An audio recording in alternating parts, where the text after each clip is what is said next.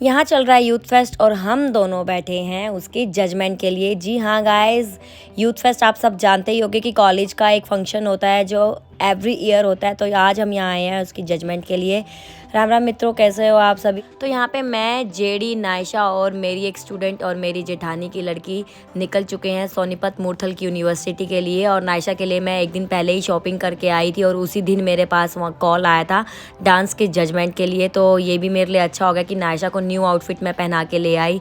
तो रास्ते में फिर हमें लगी भूख, तो मैं घर से बना के लेके आई थी सेमिया, नमकीन सेमिया, तो जो मुझे बहुत अच्छे लगते हैं। मैं मोस्टली ट्रैवलिंग में सेमिया बना के लेके जाती हूँ, तो मैंने भी खाए और जेडी को भी खिलाए। 10 बजे हम निकले थे घर से। तो नायशा आज जल्दी उठी थी, इसलिए नायशा को गाड़ी में बैठते ही बहुत जल्दी नींद आ गई और उसकी बहन अब उसको संभाल रही है। और सुबह हम ब्रेकफास्ट भी नहीं करके आए थे, तो मैंने सोचा क्यों ना हम गाड़ी में ही फटाफट से खा लें, क्योंकि जजमेंट पे जाने के बाद टाइम लगे ना लगे खाने का। और मुझसे तो वैसे भी भूख बर्दाश्त होती ही नहीं है, तो जब मुझे भूख लगती है मुझे उस टाइम खाना चाहिए ही चाहिए।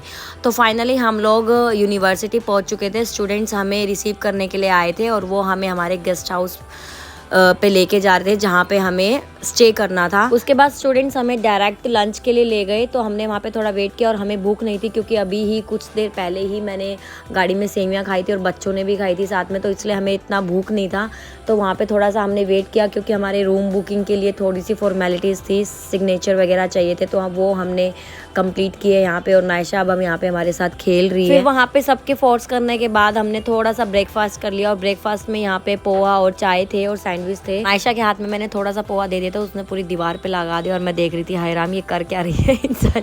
यहाँ पे तो बेइज्जती होने वाली है अब हमारी, ये बच्चे ने क्या कर दिया। रूम में पहुँचने के बाद जेडी और मैंने थोड़ा सा डिस्कशन किया कि भाई कैसे जजमेंट वगैरह करनी है, क्या क्या चीज़ें हमें देखनी है डांस के रिगार्डिंग। तो वही हम डिस्कशन यहाँ पे कर रहे हैं। अभी 11:30 बजे का उन्होंने हमें टाइम दिया था जजमेंट का, तो उसके अकॉर्डिंग हम 11 बजे यहाँ पे पहुँच चुके थे। और फिर उनकी कॉल का वेट करते करते मैंने सोचा खाली क्यों बैठना, थोड़ा रील ही बना ले। 11:30 से 2 बज चुके थे, हम उनके कॉल का ही वेट कर रहे थे। फिर मैंने जेडी के साथ भी रील बनाई। और गाइस थोड़ा सा जजमेंट जो था वो बहुत लेट हो चुका था। एक्चुअली यूथ फेस्ट ही 2:30 बजे स्टार्ट हुआ था और हमें कहाँ 11:30 बजे का टाइम दिया गया था। तो फिर हमारे पास फाइनल जो कॉल आई वो रात के 9 बजे आई। और जब हम यहाँ ऑडिटोरियम में पहुँचे तो एक म्यूज़िक इवेंट चल रहा था, लास्ट परफॉर्मेंस थी। इसके बाद डांस शुरू होने वाले थे जिसकी जजमेंट हमें करनी थी और हम अपनी जगह पे पहुंच चुके थे। फाइनली डांस कंपटीशन शुरू हो चुका है और हमने अपनी जजमेंट की कमान अपने हाथ में संभाल ली है। और गाइस सच में मैं आपको बताऊं कि इतने अच्छे अच्छे डांसर्स यहाँ पे आए। ये कंटेम्प्ररी डुओ डांस चल रहा है और इन्होंने वाकई में बहुत ही ब्यूटीफुल डांस किया। कुछ लिफ्ट्स किए जो बहुत अच्छे थे दिखने में। तो इनका जो था एक कमी रह गई थी, इनकी जो कमी थी कि वो तो जो इनका जो टाइम लिमिट था वो बहुत कम था, इसलिए इनका जो डांस परफॉर्मेंस था वो डिस्क्वालीफाई हो गया था। बट हमें बहुत ही बुरा लगा कि इतना अच्छे डांस को हम डिस्क्वालीफाई कर रहे हैं। एक के बाद एक इतनी अच्छी डांस परफॉर्मेंस गाइज हमारे सामने आती गई ना कि हम कंफ्यूज हो गए कि किसको कितने मार्क्स दें, किसको कितने नहीं। और इन सबको आउट ऑफ 100 में से मार्क्स मिलने थे।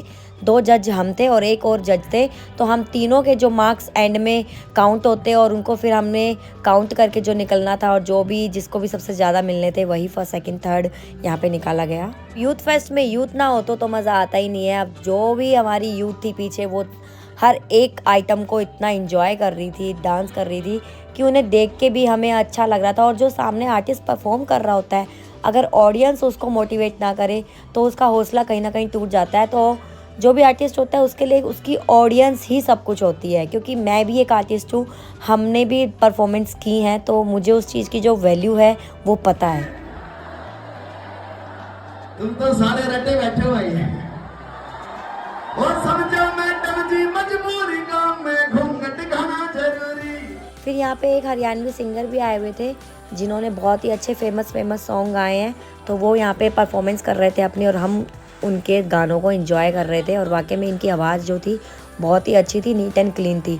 उसके बाद जजमेंट हो चुकी थी और जेडी ने और जो एक और जज थे उन्होंने मिलके सारे जो भी मार्क्स हमने दिए थे उनको ऐड ऑन करके फर्स्ट सेकंड थर्ड जो भी टीम आई थी उसको हमने यहाँ पे रिजल्ट डिक्लेयर कर दिया था। और गाइस हमें यहाँ पे रात का 1 बज चुके थे निकलते निकलते, क्योंकि यूथ फेस्ट इतना लेट स्टार्ट हुआ था। सब यूथ जा चुकी थी और हम लोग सिर्फ यहाँ रह गए थे। और हम लोग वेट कर रहे थे कि फटाफट से हमारा रिज़ल्ट हम दें और फाइनल करें इसको और हम भी अपने रूम पे जाएं, रेस्ट करें, क्योंकि नायशा को भी बहुत लेट हो रहा था, उसकी भी तबीयत ठीक नहीं थी।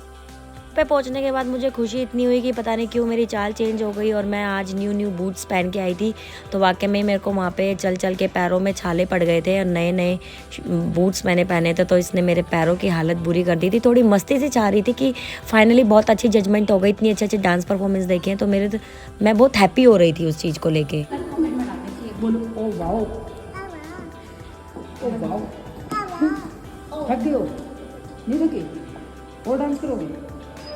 जजमेंट करी तुमने? ओ वाओ, पारी कर दो।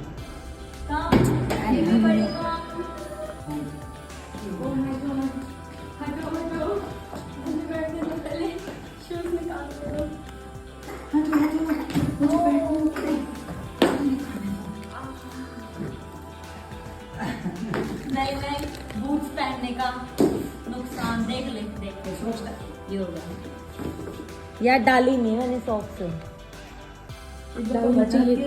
तो आज का दिन तो हमारा बहुत अच्छा निकल गया मेरे नए नए बूट्स के साथ। तो देखते हैं कि कल का जजमेंट और कल का दिन अब कैसा जाने वाला है। तो मैं बहुत एक्साइटेड हूँ कल की जजमेंट के लिए भी, और देखते हैं कल कैसे कैसे डांस परफॉर्मेंस आएंगे। और नायशा मेरी गोदी में आ गई है, मैं इसको सुलाऊंगी। Bye bye.